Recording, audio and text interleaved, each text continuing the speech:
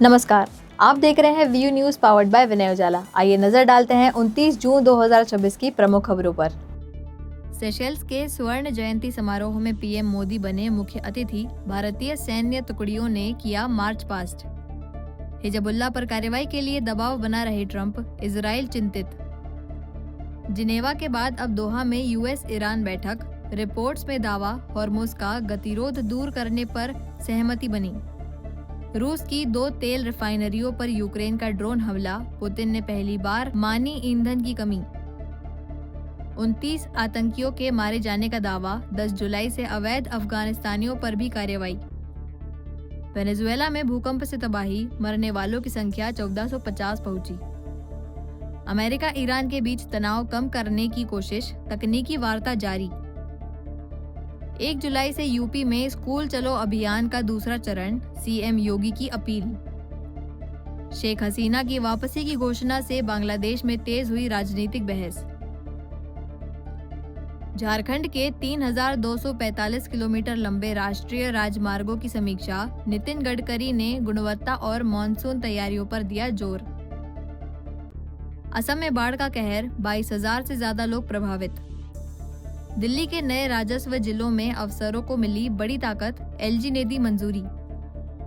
राजधानी में public transport को मिलेगी रफ्तार। 300 नई ई बसों का होगा लोकार्पण। राज्यसभा में फिर लौटे खड़गे, पार्टी नेतृत्व और विपक्ष का जताया आभार। राम मंदिर चढ़ावा चोरी केस में जांच तेज, आरोपियों के बैंक खाते खंगाल रही पुलिस। कमीशन खोरी के जाल में फंसी दिल्ली स्वास्थ्य विभाग, रडार पर 100 डॉक्टर, ऊपर तक पहुंची जांच। डीएनडी फ्लाईओवर से यमुना में कूदा शख्स, गोताखोरों की टीम कर रही तलाश। एमपी के मोही घाट में 10 मिनट के भीतर 2 बसें हादसे का शिकार, 22 से ज्यादा यात्री घायल, 6 गंभीर, नागपुर रेफर। छिंदवाड़ा में कमलनाथ के लापता विधायक वाले पोस्टर से गरमाई सियासत, भाजपा ने गिनाई क्षेत्र की समस्याएं। ओमकारेश्वर में पहाड़ी से गिरा मलबा, 4 दुकानें क्षतिग्रस्त।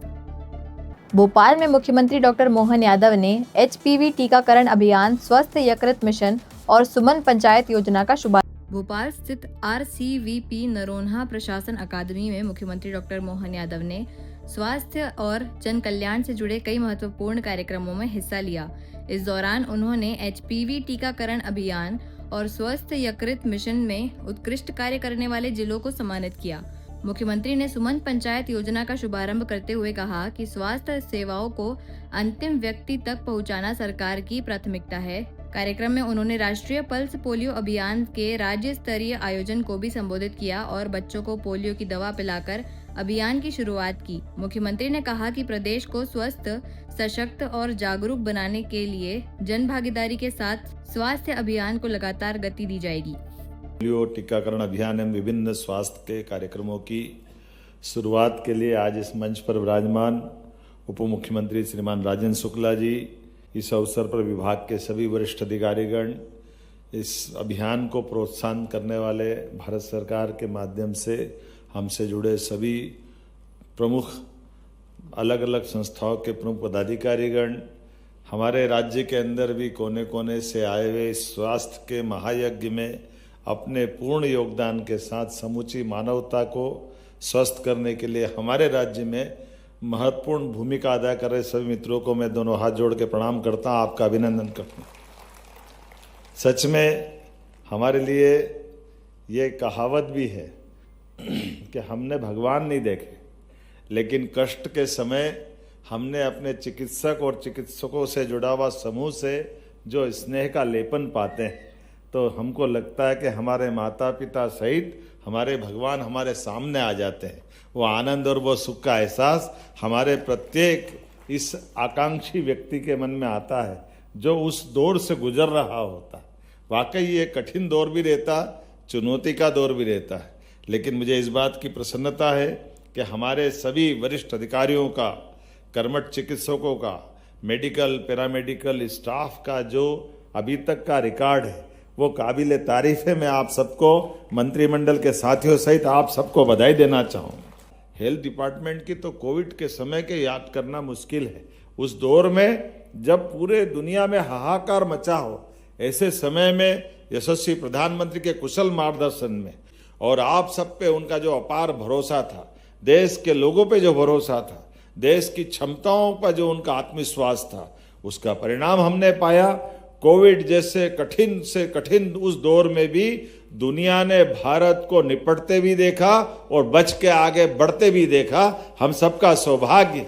भाजपा विधायक रामेश्वर शर्मा ने वीर भारत न्यास विवाद पर कांग्रेस को घेरा। उन्होंने जीतू पटवारी को तथ्यों के साथ आरोप लगाने की सलाह दी और जर्जर मकानों पर सतर्क रहने की अपील की। भोपाल में वीर भारत न्यास को लेकर कांग्रेस के भीतर चल रहे विवाद पर भाजपा विधायक रामेश्वर शर्मा ने प्रतिक्रिया दी। उन्होंने कहा कि पूर्व मुख्यमंत्री दिग्विजय सिंह प्रशासनिक प्रक्रियाओं और सरकारी दस्तावेजों को अच्छी तरह समझते हैं और उनके बयान से स्थिति स्पष्ट हो गई है। उन्होंने कांग्रेस प्रदेश अध्यक्ष जीतू पटवारी से बिना तथ्यों के आरोप नहीं लगाने की सलाह दी। जर्जर मकानों को लेकर शर्मा ने लोगों से सुरक्षा को प्राथमिकता देते हुए प्रशासन को सूचना देने की अपील की। वहीं कमलनाथ पर लगे पोस्टरों को लेकर उन्होंने कहा कि भाजपा वरिष्ठ नेताओं का सम्मान करती है। देखिए, दिग्विजय सिंह मध्य प्रदेश के 10 साल मुख्यमंत्री रहे, तो दिग्विजय सिंह शायद सरकारी दस्तावेजों को ठीक से उनका पंजीयन और उसको पढ़ना जानते हैं। जीतू पटवारी जी ने ना आओ देखा ना ताव देखा। उनने कहा कि मौका मिल गया है, मुख्यमंत्री पर अंधाधुंध वार कर दो, चाहे जो आरोप लगा दो। इसलिए जीतू पटवारी जी से हम कई बार हाथ जोड़कर प्रार्थना करते रहे कि भैया जीतू पटवारी जी, कांग्रेस की आंतरिक कलह के चक्कर में तुम जबरन किसी पर भी कीचड़ उछाल देते हो, किसी पर भी हमला कर देते हो। वीर भारत न्यास ये पूर्णतः सरकारी न्यास है और इस न्यास का पुराना पंजीयन है, कोई नया पंजीयन नहीं है।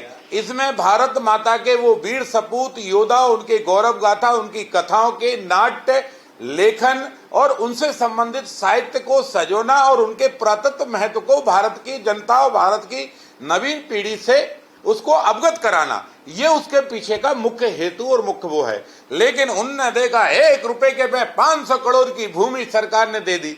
अरे राजा, ऐसा कुछ नहीं किया। और इसलिए मैं, ठीक है, देर आए दुरुस्त आए, कम से कम दिग्विजय सिंह जी ने उनकी आंखें खोल दी कि आरोप तो लगाओ पर तथ्य वाले लगाओ, तथ्यहीन नहीं।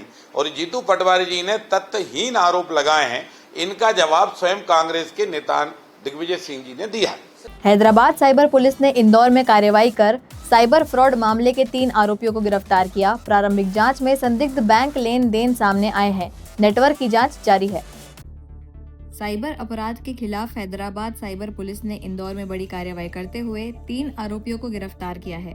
आरोपी हैदराबाद में दर्ज साइबर फ्रॉड मामले में वांछित थे और इंदौर में किराए के मकानों में रहकर गतिविधियां संचालित कर रहे थे।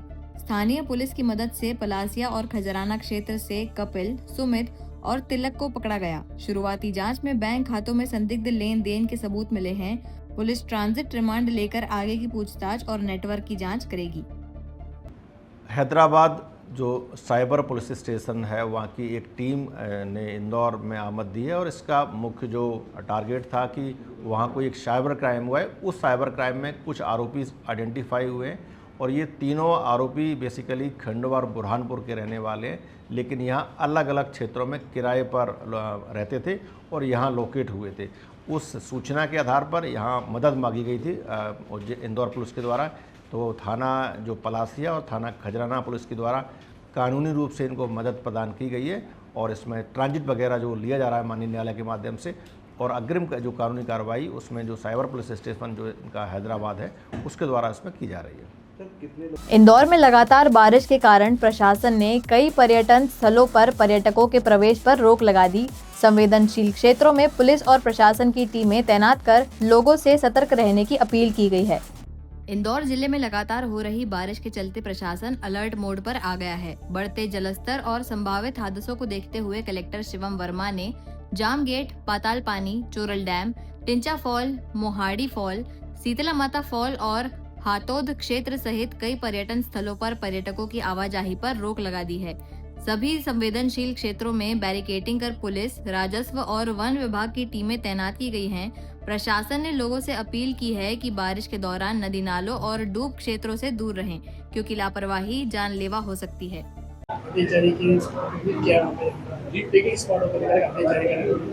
देखिए, चूँकि वर्षा काल प्रारंभ हो गई है और जो ऐसे जोखिम भरे स्थान होते हैं, पहाड़ी होते हैं, जहाँ पर चिकनी होती है और गहरी खाई होती है, ऐसे स्थानों को प्रतिबंधित किया गया है कि वहाँ पर हम ना जाएं, क्योंकि इस समय वहाँ जाना रिस्की होता है। और हमारा प्रयास है कि हम पर्यटन स्थलों पर जाने की ऐसी कोई मनाही नहीं है, लेकिन हम सुरक्षित जाएं, और जोखिम भरे जो स्थान है उन पर जाना प्रतिबंधित किया गया है। तो मैं आप सभी से निवेदन करता हूँ कि अपनी सुरक्षा का ध्यान रखें और जो प्रतिबंधित क्षेत्र है वहाँ पर न जाएं, जिससे कि किसी प्रकार का सुरक्षा से कोई धोखा न करे। इंदौर के पंडरीनाथ थाना क्षेत्र में जुलूस के दौरान घोड़ी से कथित क्रूरता के मामले में पुलिस ने 4 आरोपियों को गिरफ्तार किया है। उनके खिलाफ पशु क्रूरता और अन्य धाराओं में कार्रवाई की गई। इंदौर के पंडरीनाथ थाना क्षेत्र में कुछ दिन पहले निकले जुलूस के दौरान घोड़ी से कथित क्रूरता का मामला सामने आया है। सोशल मीडिया पर वायरल वीडियो में कुछ लोग घोड़ी को जबरन नचाने और उसके साथ मारपीट करते दिखाई दिए। शिकायत मिलने के बाद पुलिस ने मामला दर्ज कर जांच शुरू की। जांच के आधार पर पुलिस ने 4 आरोपियों को गिरफ्तार किया है। आरोपियों पर भारतीय न्याय संहिता और पशु क्रूरता निवारण अधिनियम के तहत कार्रवाई की गई है। पुलिस का कहना है कि मामले में आगे की जांच जारी है। पुलिस थाना पंडरीनाथ के अंतर्गत एक अपराध का पंजीकरण किया गया है। उसमें बेसिकली अपराध इसमें धारा 125 BNS और 11 पशु क्रूरता 11 जो cruelty to prevention of animal cruelty है उसके तहत इसमें पंजीबद्ध किया गया। और इसमें एक वीडियो बेसिकली वायरल हुआ था, और ये वीडियो वायरल एक जुलूस का था जिसमें एक घोड़ी को न केवल मतलब डंडों से मारा जा रहा था, बल्कि उसको एक अननेचुरल वो भी किया जा रहा था। तो इस का जब सोशल मीडिया पर वीडियो वायरल हुआ तो पुलिस ने इसमें पंडरीनाथ ने कॉग्निजेंस लिया है, और इसमें सब्बीर, इसके अलावा शूटर, इसके अलावा उनका एक साथ जो मतलब कुल मिला के इसके जो आयोजक थे 4 आरोपियों को इसमें आरोपी बनाया गया है और इसमें गिरफ्तार भी किया गया है। किन धाराओं में से इनको प्रकरण दर्ज हुआ है? इसमें प्राइमा फेसी धारा 125 BNS और धारा 11 पशु क्रूरता निवारण अधिनियम के तहत इसमें अपराध पंजीबद्ध। ऐसे ही खास खबरों के लिए बने रहिए हमारे साथ व्यू न्यूज पर, पावर्ड बाय विनय उजाला।